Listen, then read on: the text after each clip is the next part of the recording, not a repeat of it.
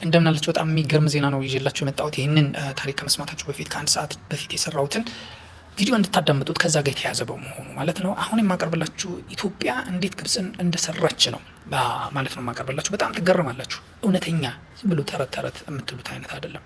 በእርግጥ ተረትንም አደንቃለሁ እኔ እና ምን መሰላችሁ ያምኒያን የሚባሉ ጎሳዎች እንደነበሩ እና እነሱ መካከለኛ አውሮፓንና ምስራቅ አውሮፓን ወረው እዛ የነበሩ ጥቁሮችን ገለው ዋይ ክሮሞዞን አጥፍተው ሴቶችን ማለት በቃ የነዛ ሚስቶችም ልጆቻቸውን ደፍረው የራሳቸውን ዘር እንደተኩ ነግራቸዋለሁ።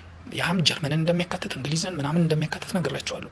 በዚህ በኩል ደግሞ ሂክሶ የሚባሉ ኢትዮጵያውያን ግሪክን እንደመሰረቱ አቴንስን እንደቆረቆሩ እና ስልጣኔ ያስጀመሩት ኢትዮጵያውያን እንደሆኑ ግሪክ ላይ ይሄ ማርቲን በርነር የሚባለው ጸሐፊ እንደጻፈው፣ ነገር ግን ለብዙ ጊዜ አውሮፓውያን አንቀበልም፣ የአውሮፓውያን ተመራማሪዎች አንቀበልም ሲሉ እንደነበረ፣ አሁን ግን ከዲኤንኤ ምርምር ከመምጣቱ የያምኒያን ወረራን በመታወቁ በምርምር በመታወቁ ጥቁሮች በዛ አካባቢ ያልነበሩም ሁሉም ነጭ ነበር የሚለው ክርክር ውድቅ ሆኗል። ሶ ማርቲን በርነር አሁን የጻፈው መጽሐፍ ሶስቱ መጽሐፎች ኦልሞስት ችክ ብሎ አንቀበልም ከማለት ውጪ አንቀበልም ለማለት ምንም አይነት ግራውንድ አይኖራቸውም።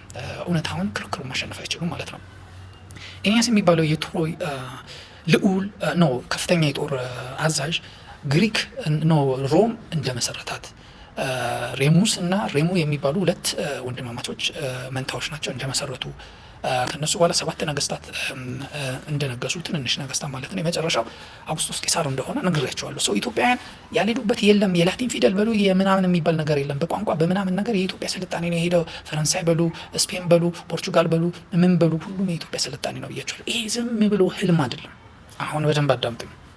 ወደዚህ ደግሞ ነው ምን ስትሉ ነበር ብዙዎቻችሁ? ኖ ግዕዝ እኮ ከሳባ ነው የመጣው ስትሉ ነበር። አልመጣም። አሁን የተገኘው ጥናት ነው የምነግራችሁ። ግዕዝ ከሳባ አልመጣም። ምን ማለት ነው? የሳባ ስልጣኔ ከፍተኛ ደረጃ የደረሰው ፐርሻ በነበረችበት ጊዜ ልክ ፐርሻ ስልጣን ይዛ ጥምረት በፈጠሩ ጊዜ በ500 ቢሲ ላይ ነው። አሁን የተገኘው ምን የሚል ነው? ቤተ ሰማቲ የሚል አለ። እሱ ከ800 ቢሲ እስከ 750 ቢሲ የሚል የተጻፈ ምን ያለ በሚገርም ሁኔታ የተገኘ ነገር አለ። ይህ ላይ ማለት ነው ከ1000 ቢሲ እስከ 900 ቢሲ ያህዌ የሚል የይሃ ጽዋ ተገኝቷል። ያህዌ የሚል በሳባ በሚመስል ፊደል የሳባ አይደለም። የሳባ እንለው ነበር። አሁን ፕሮቶ ግዕዝ ተብሏል። የግዕዝ ቅድመ ጽሁፍ ተብሏል አሁን ማለት ነው። ግዕዝ እዛው የተፈጠረ እንጂ ከውጭ የመጣ አይደለም። ኢትዮጵያ ኦርቶዶክስ ቤተክርስቲያን ግዕዝን ይሄ አናባቢዎችን ፍሬምናጦስ ነው ምናምን ብለው ይጽፋሉ፣ ያወራሉ። ኬት እንደሚያመጡት አናውቅም። ፍሬምናጦስ ቶ እና ጸ ሊጽፍ አይችልም። ቶና ጸ በምንም ከግሪክ ባህል ጋር አይገናኝም። አንደኛው ስህተቱ ይሄ ነው፣ ውሸት ነው። ቤተክርስቲያኗ ተስተካክል ይሆናል። ትልቁ ነገር ግን አንድ ነገር ልንገራችሁ። የግዕዝን ጉዳይ ነገርኳችሁ አይደለም? ሌላው ደግሞ ቅድምን ብያቸዋለሁ። አቲ የምትባል ልዕልት ነበረች፣ ንግስት ነበረች። ታሩህ የሚባል እንትን ነበር ብያቸዋለሁ፣ ንጉስ ነበረ በ14ኛው መቶ ክፍለ ዘመን ልክ ሂክሶዎች እንደወረዱ ማለት ነው። ሐሞጽ የሚባል ንጉስ ነግሶ ከሱ በኋላ ነው እሷ የመጣችው እና እሷ ማናት? ሀብትሽተስ የምትባሏ ንግስት ወርቅ እና የተለያዩ አይነት የከበሩ እንትኖች ለማግኘት ሃይማኖታዊ ወይ መንፈሳዊ ጉዞ ለማድረግም እንግዶችን ልካ ነበረ። እዛ እንሄዳለን ብለው እዛ ሲሄዱ ልክ ኢትዮጵያ ውስጥ ኢየሩሳሌም ነው የምንሄደው ተሳልመን እንመጣለን እንደሚሉ እነዛም የአባቶቻችንን መሬት አባቶቻችንን መላእክት እኒ ብለው የተለያዩ ስጦታዎች ይዘው ይመጣሉ።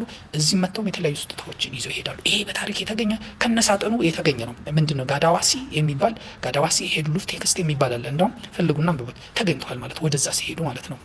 ትልልቅ 4ኛው 3ኛው ስንተኛው ዳይናስቲ የግብጽ ማለት ነው።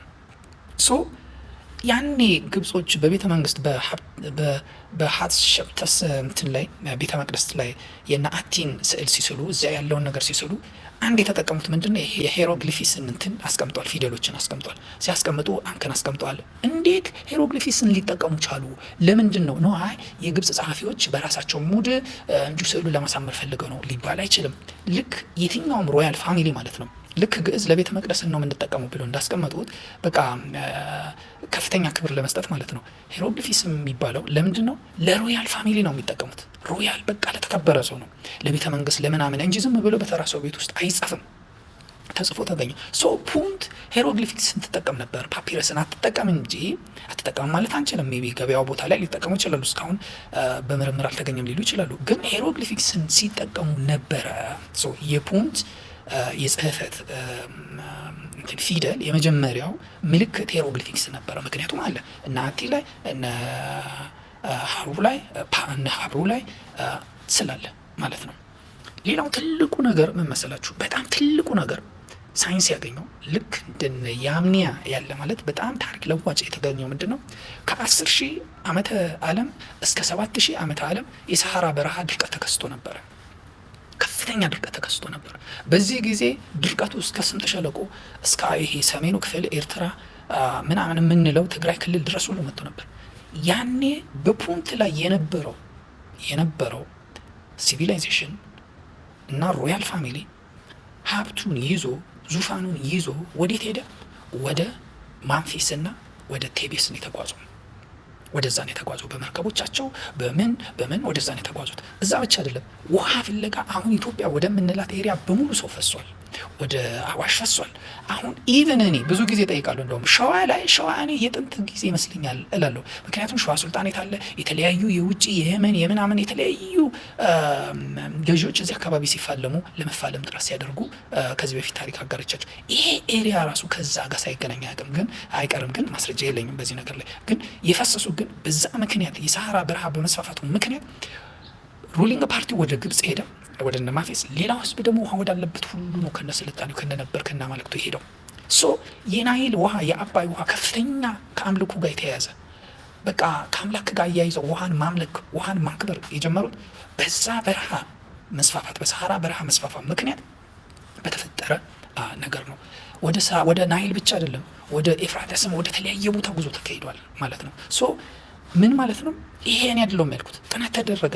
አሁን ግብጽ የምትገኝበት ይሄ ማፌስ ምናምን የመሳሰሉ ነገር ያልኳቸው ቦታ ላይ የመጀመሪያው ናርመር የሚባለው ንጉስ እዛ የዳይናስቲውን ከማቋቋሙ በፊት ገበሬዎች እንደነበሩ፣ የእርሻ ቦታ እንደነበር፣ የተለያዩ ተክሎች በቃ ይሄ ከብት አርቢዎች እንደነበሩ ማስረጃ ተገኘ። ምን ልላችሁ ነው? አሁን በኢትዮጵያ ውስጥ የኢትዮጵያዊነት ንቅናቄ ይሄ ዝም ብሎ የፖለቲካና የመንደር ብቻ ሳይሆን በጣም ጥንታዊ እንደሆነ አድርጎ ማንቀሳቀስ ይገባል። ኢትዮጵያዊነት በጣም ሰፊ እንደሆነ አሁን ስለ መጽሐፍ ቅዱስ፣ ስለ እስራኤል፣ ስለ ፍልስጤም፣ ስለ ምናምን በደንብ ነው ማቀርብላችሁ ገና ማለት ነው። ቅድም ሄካ ብያቸዋለሁ። አክሱም ማለት ነው። ሄካ አክሱም ማለት ሄካ ማለት ነው ወይ ሄካ ማለት ነው። በቃ ዓለምን በጥበቡ የፈጠረ ፈጣሪ ዓለምን በጥበቡ የፈጠረበት ጥበብ ማለት ነው እንናገራለን።